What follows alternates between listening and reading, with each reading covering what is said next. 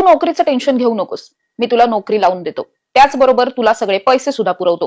फक्त आपल्यात जे काही झालंय त्याची कुठेही वाच्यता करायची नाही, नाहीतर तुझे व्हिडिओ व्हायरल करेल आणि तुला संपवून टाकेल.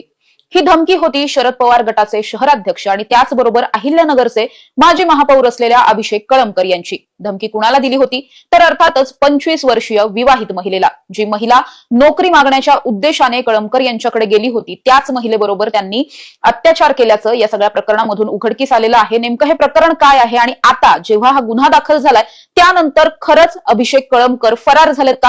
अभिषेक कळमकर हे अहिल्यानगर मधील राष्ट्रवादी शरद पवार गटाचं एक मोठं नाव आहे. गेल्या अनेक वर्षांपासून ते राजकारणामध्ये आहेत, त्यामुळेच शहर प्रमुख म्हणून सुद्धा त्यांच्यावरती जबाबदारी होती. याआधी त्यांनी माजी महापौर म्हणून सुद्धा काम केलेलं आहे. असं सगळं असताना पुण्यामध्ये राहणारी एक 25 वर्षीय विवाहित महिला आहे, ज्या महिलेला नोकरी हवी होती. ती महिला काही कामानिमित्त अहिल्यानगर मध्ये गेली होती. त्यानंतर तिनं सोशल मीडियाच्या माध्यमातून कळमकर यांचा नंबर शोधला, त्यांना फोन केला आणि आपल्याला नोकरीची गरज असून तुम्ही मला मदत करा अशा पद्धतीची विनंती केली. त्यानंतर याच कळमकरांनी तिला दुसऱ्या दिवशी भेटायला बोलवलं. भेटायला बोलवल्याच्या नंतर सुरुवातीला तिच्या शिक्षणाविषयीची चौकशी केली आणि त्यानंतर आपण उद्या भेटूयात, माझी MIDC मध्ये शाळा आहे, या शाळेत तुम्हाला मी नोकरी लावून देतो असं सांगितलं. सांगितल्याप्रमाणे दुसऱ्या दिवशी भेट झाली. दुसऱ्या दिवशी भेटायच्या आधी मात्र जेव्हा ही महिला वाटेत होती त्यावेळेस तिला केडगावच्या बाह्य वळणावरती तिथेच गाडीतून उतरायला सांगितलं. तिथे या महिलेला पिक करण्यासाठी एक काळ्या रंगाची आलिशान गाडी आली. या गाडीमध्ये बसून ही महिला निघाली. त्यानंतर याच गाडीमध्ये अभिषेक कळमकर सुद्धा बसले. तिथे बसल्याच्या नंतर त्यांनी या महिलेला एक ड्रिंक ऑफर केलं. कोल्ड ड्रिंक होतं. याच कोल्ड ड्रिंक मध्ये कदाचित गुंगीचं औषध किंवा काहीतरी मिसळलेलं होतं, ज्यामुळे ही गाडी थोडीशी पुढे गेल्याच्या नंतर या महिलेला थोडंसं अस्वस्थ वाटायला लागलं. मात्र ही गाडी पुढे जात असताना ही गाडी MIDCच्या दिशेने चालली होती. मात्र MIDC मध्ये ज्या ठिकाणी कळमकर यांची शाळा आहे त्या शाळेच्या जवळ ही गाडी गेलीच नाही. त्याच्या अलीकडेच जिथे निर्जन स्थळ आहे, फार जास्त वर्दळ नसते, त्या भागामध्ये ही गाडी थांबवण्यात आली. तिथे या महिलेचा हात पकडून तिच्यावर जबरदस्ती करण्याचा प्रयत्न कळमकर यांनी केला. ज्यावेळी या महिलेने विरोध करायचा प्रयत्न केला त्यावेळी मी तुला नोकरी मिळवून देतो असं सांगत तिच्यावरती त्या ठिकाणी सुद्धा बळजबरी केली गेली. हे सगळं झाल्याच्या नंतर ही महिला प्रचंड घाबरलेली होती. ती तिथून परत आली. त्यानंतर मात्र कळमकर यांनी पुन्हा एकदा तिला व्हॉट्सअपवरती कॉल केला. व्हॉट्सअप कॉल करून तिला पुन्हा एकदा भेटायला बोलवलं. आता दुसऱ्या वेळेस कुठे भेटायला बोलवलं होतं तर शिरूरमध्ये. शिरूरमध्ये मार्वेल नावाचा एक लॉज असल्याची माहिती आहे. त्या लॉजमध्ये भेटायला बोलवलं. लॉजच्या रूम नंबर 110 मध्ये या दोघांची भेट झाली. ज्यावेळी ही महिला त्या ठिकाणी गेली त्यावेळी सुद्धा सगळ्यात पहिल्यांदा कळमकर यांनी या महिलेला धीर दिला. मी तुला नोकरी मिळवून देतो, तू त्याचं टेन्शन घेऊ नकोस, माझ्या शाळेत तुला नोकरी देतो, तुझा मी सगळा खर्च उचलतो, तुला पैसे पुरवतो, असं सगळं काही या महिलेला सांगितलं आणि त्यानंतर तिच्यावरती जबरदस्तीने लैंगिक अत्याचार केले.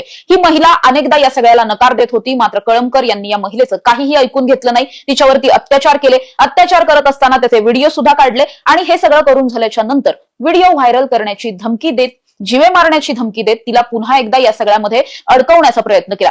ज्यावेळी ही महिला या लॉजवरून परतली त्यानंतर सुद्धा अनेकदा कळमकर यांनी हे व्हिडिओ व्हायरल करण्याची धमकी देत या महिलेला व्हिडिओ कॉल केले. व्हिडिओ कॉलवर तिला सातत्यानं कपडे काढायला भाग पाडलं, तिला अश्लील काही चाळे करायला भाग पाडलं आणि हे सगळं सुरू असताना ही महिला प्रचंड मानसिक आणि शारीरिक त्रासातून जात होती. असं सगळं सुरू असताना खूप वेळा हे सगळं घडत होतं आणि त्यानंतर मात्र या महिलेला कुठेतरी या सगळ्याचा प्रचंड कंटाळा आलेला होता, भीती वाटत होती. मात्र तरी सुद्धा धीरानं ही महिला समोर आली. MIDC पोलिसांमध्ये या महिलेनं गुन्हा दाखल केला. फिर्यादीत आतापर्यंत जे जे काही मी सांगितलं हे सगळं या फिर्यादीमध्ये या महिलेनं म्हटलेलं आहे. अनेकदा या महिलेवरती जीवे मारण्याची धमकी देत अत्याचार करण्यात आलेले आहेत आणि या सगळ्या प्रकरणामध्ये जेव्हा कळमकर यांच्यावरती गुन्हा दाखल झाला, पोलिसांनी तपास सुरू केला.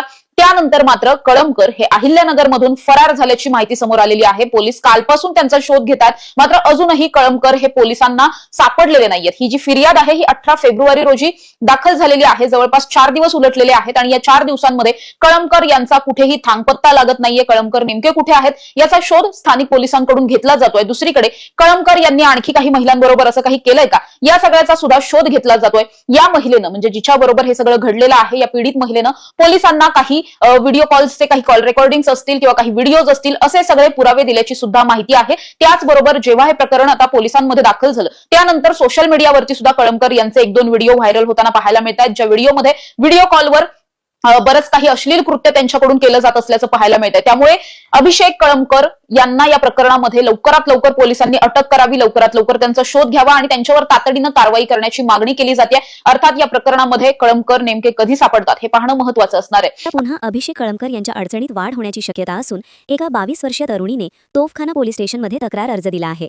त्या तरुणीबरोबर सुद्धा नोकरीचे आमिष दाखवून अश्लील चाळे केल्याची तक्रार त्या 22 वर्षीय तरुणीने तोफखाना पोलीस स्टेशनमध्ये दिली आहे. स्टेशनला कंप्लेंट द्यायला आले की 2-3 दिवसापासून मी त्यांच्या न्यूज बघते की नाही का, असं वाटलं आपल्याला की समोरचा माणूस त्या माणसावर आवाज उचलू राहिला, तर मग आपण काय करायचं.